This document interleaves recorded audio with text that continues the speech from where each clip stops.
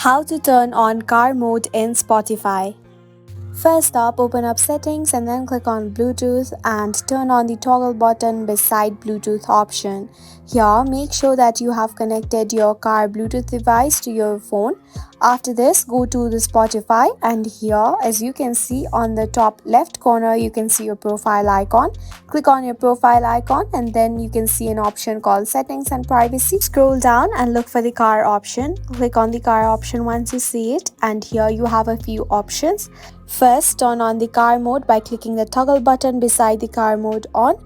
And also you make sure that you have turned on the keep Spotify open option on as well. For that, also turn on the toggle button beside keep Spotify open. And after this, you can also set up car thing by clicking on set up car thing option that you can see up there. Clicking on this option will allow you to set up your car thing option in your car device as well as in your iPhone. And with this, you can easily turn on car mode on Spotify. We hope this tutorial helped you. Thank you for watching and do subscribe to our channel for more useful videos.